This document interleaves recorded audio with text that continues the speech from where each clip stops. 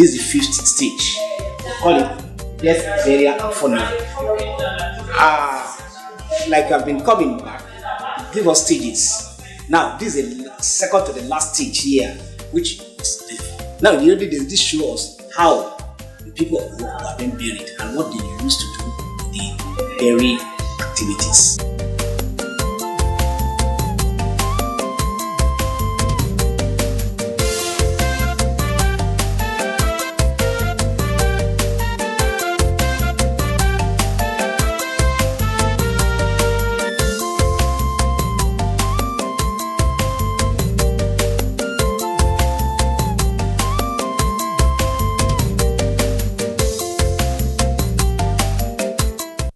African believe so much on life after death.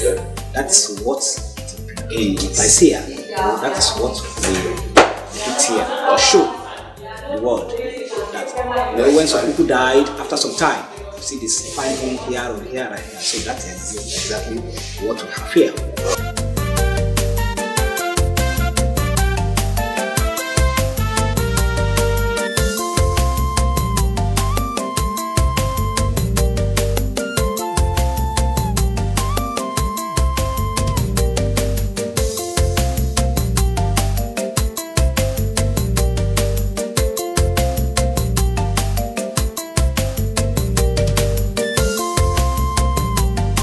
That the circle of life did not overlook the role of external influence in the lives of human beings is indeed a pointer to the deep thoughts process behind this chronicling of the lives of our people. External influence has to do with the way Europeans came into Nigeria and the way they influence the arts. And like I said before, art is not for art's sake, it's a way of life of the people. So anything that is being depicted on most of our objects, antiquities, are something that have happened in the society. Another major gallery within the museum that has seen people traveling from different parts of the globe is the one devoted to the Nigerian government yesterday and today. This is the third gallery that we have in National Museum Lagos, and it's captioned Nigerian government yesterday and today. We tell us the story about how Nigeria was governed before 1912, when Nigeria became Nigeria, and till today. All those head of states have won, and most especially the car. If which one of our head of state was assassinated over 44 years ago is displayed here or exhibited here. So you are welcome again to Nigerian government.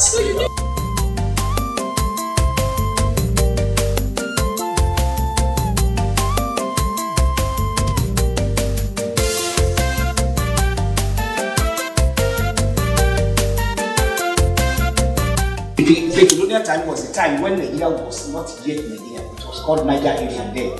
So only the traditional rulers, the Obas, the Emirs, the Musis, the Atas, the Obom that ruled their colonies, their people then. So some of these Obas were here. We have Oba of Benin.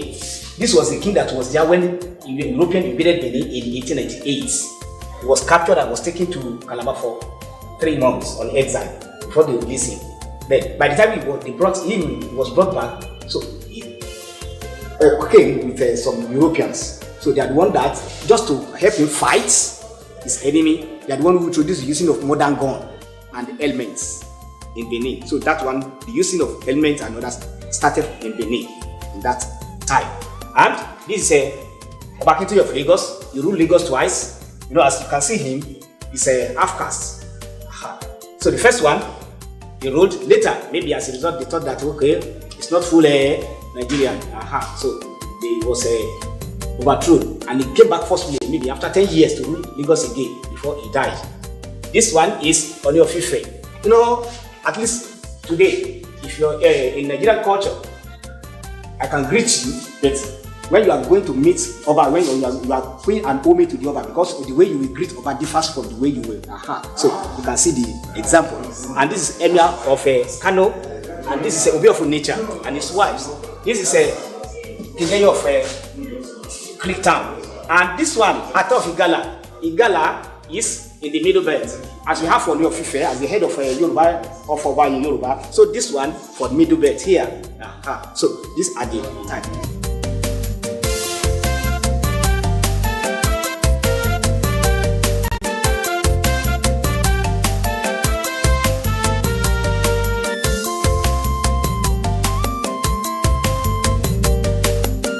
By 1912, Queen Elizabeth II visited the coast of Africa, and that was when he discussed with some of the Obas here, that then the relationship between them started, and that's when he started bringing people just to rule us. So those ones, they were titled Governor Generals. They were 8 in number, but because of the space, only 6 pictures can be shown. Like I told you, they were 8 in number, and they started their journey from 1912. Even during the World Wars, First and Second World War, they were still ruling the country. So this is the first person, and it was during this time that Nigeria was changed from Niger area to Nigeria. The journey started here. That is post-colonial.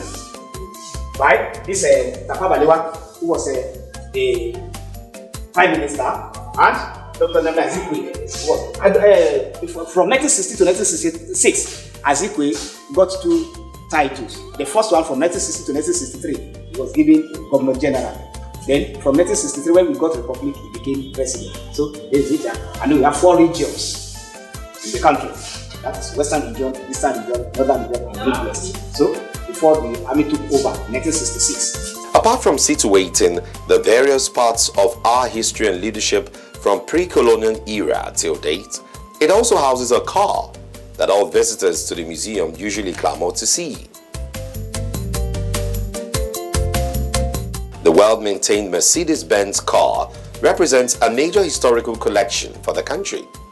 It was the car in which a former head of state, General Murtala Muhammad, was assassinated on February 13, 1976 during a coup attempt. We keep it in that shape. We keep it, is one of the exhibits that people come all over the world to come and look at. In fact, some people come and said, okay, let's just take a look at the instance happened this afternoon. Somebody just came and said, please, I don't want to see any other thing, I just want to sight the car. So for us, for that car to still be in shape like that, we take a lot of care. Before, it was put outside just by the car park there. But after a while, we had to put build a house for it, where we house it.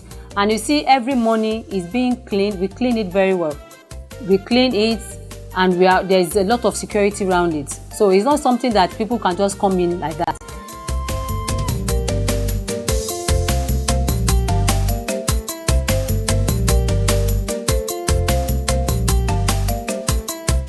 Other evolution of leadership in the country from then till now are equally well captured in the gallery.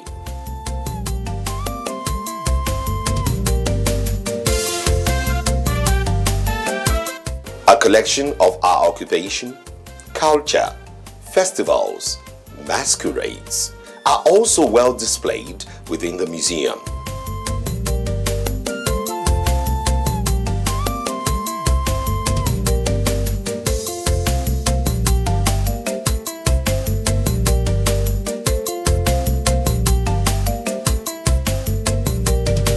My name is Oriyomi. Okay, so before I was named Oriyomi, there must be something behind. There's a story behind why I'm named Oriyomi. And this object is called Orikoto. But actually, it has a name. It's called Ibori. Because this thing is a crown. And you can see the cowrie is significant. It's a lot that means wealth. So if a child is not doing well, they will go and inquire from the Ifa priest or the native doctor or the dibia, and then they will know, okay, maybe he or she is into the wrong profession. They will direct the child where to go, and once the child start doing well, they give kudos to the oracles, because they come after they have done the sacrifices that they are told to do.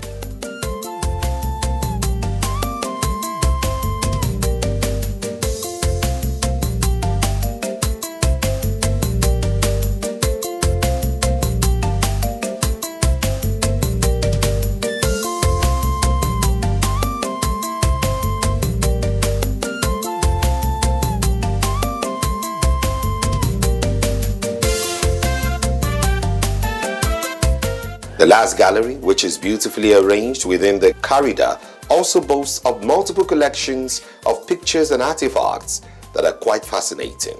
For instance, a visitor to modern-day Lagos will be quite amazed by the transformation witnessed so far by the city through a set of pictures under the title Lagos in Picture, from old to the new Lagos.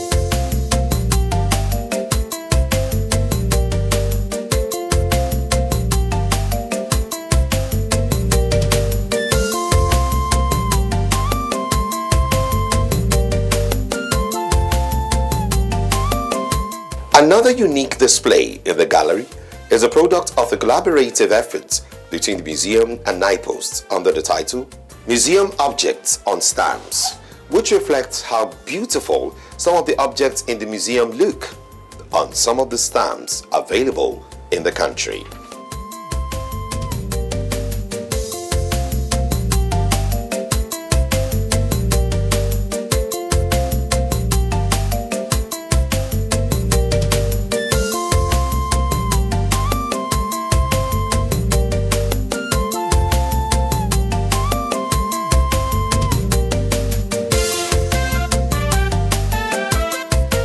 Other collections that complete this gallery are additional objects from other parts of the nation and other aspects of the lives of the people.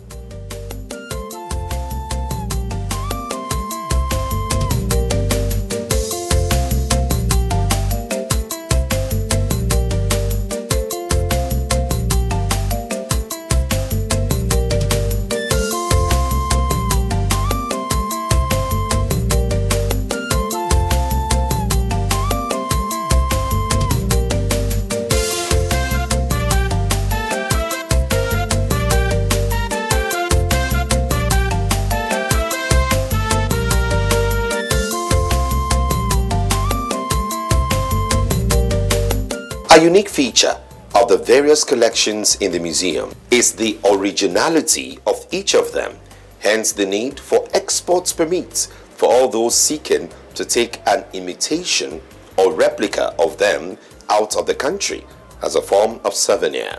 Export permit section of the museum is a very important aspect of the museum because it is where we will give out permits for an artwork to be carried out.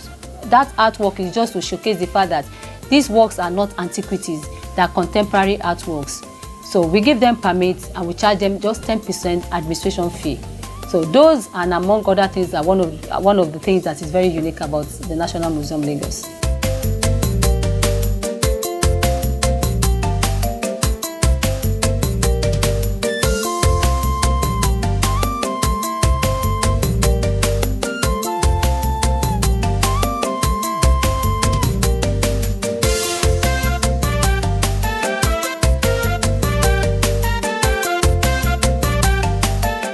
That such a treasure of monuments could be well tucked away within the ever-busy Lagos life is quite amazing.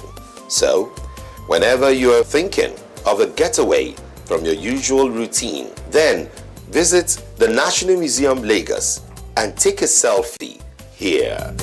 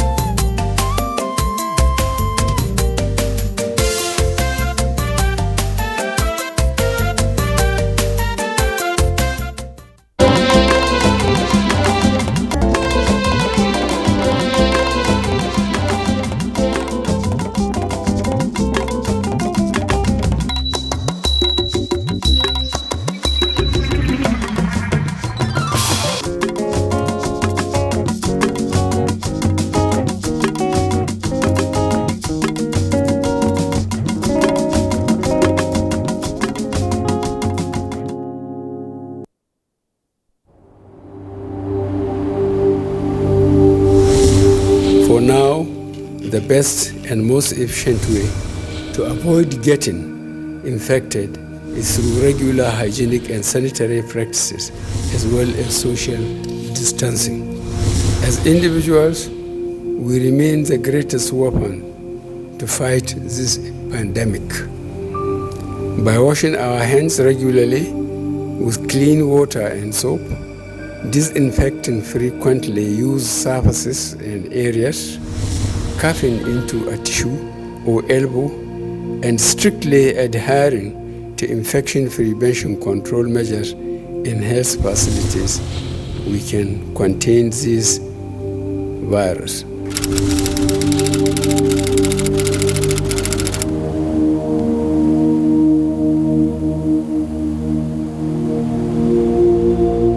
You can follow us on all our social media platforms: Facebook at NTA Network News, Instagram at NTA Network, Twitter at NTA News Now, YouTube at NTA News Online, or visit www.nta.ng. For live streaming, visit www.nta.ng/live. Now, you can stay updated on the go, be it on your TV, iPhone, laptop, or iPad, or download the NTA mobile application from your Play Store or App Store. NTA, you can beat the rich.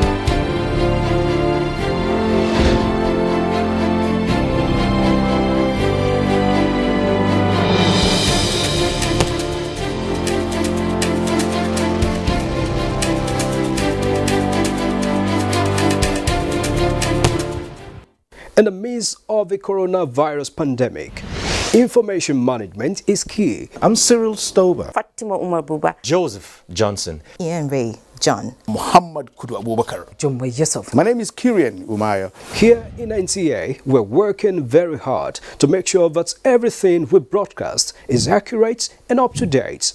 Misinformation spreads very fast. The social media has been a huge conveyor of misleading information from one individual to another, then to another set of groups.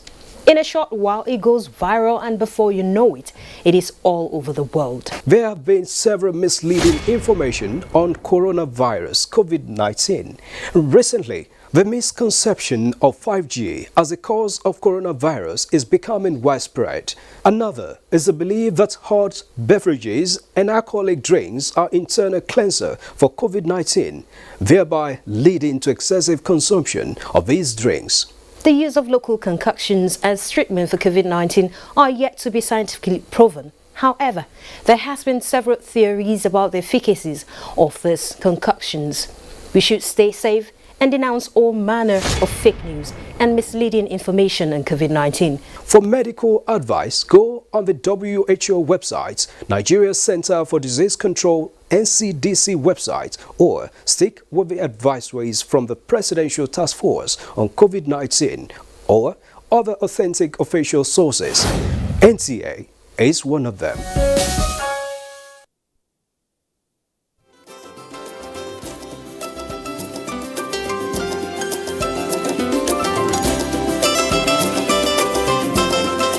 Like I said earlier on, this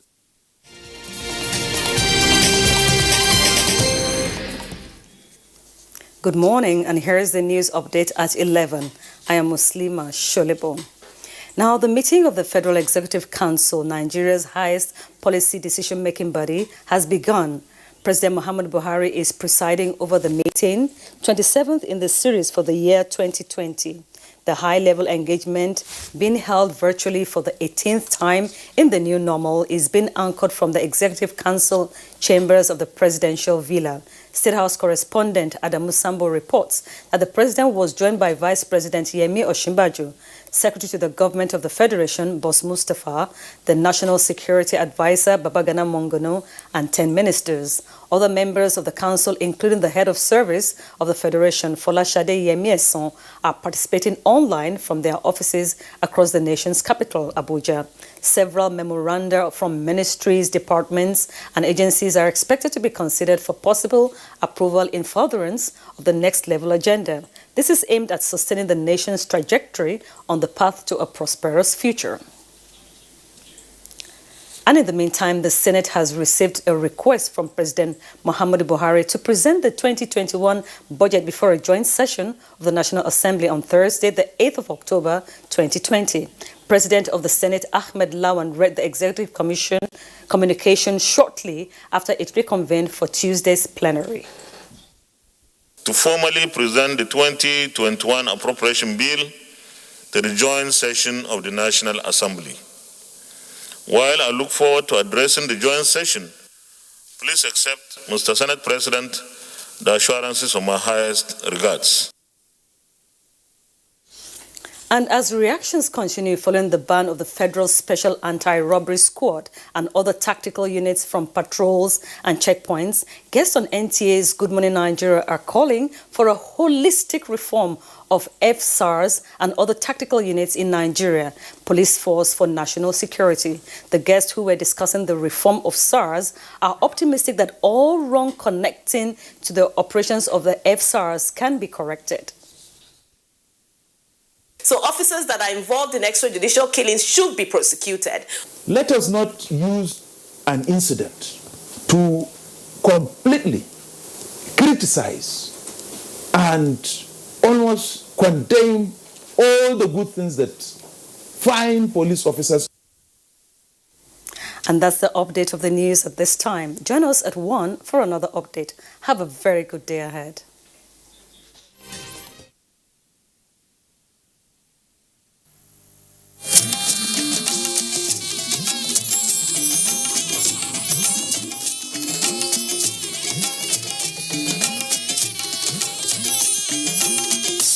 This is the network service of the NTA.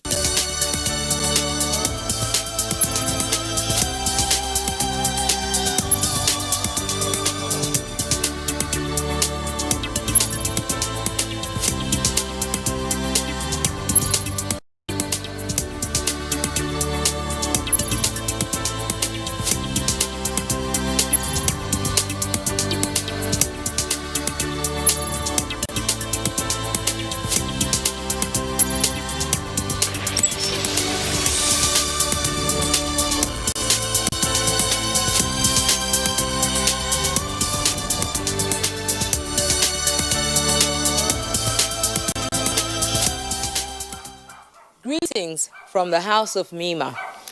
Thank you for joining us today. It's another fantastic edition of Lifelines with Mima. And as you know, the program is packed with so many interesting segments for you. You know why we do what we do? We do it because of you. Because just like you are going through difficulty, we are also facing challenges. And until our quest to make the society better is achieved, until we can see the change that we're fighting for, we will continue to try. We will continue to give our best to you.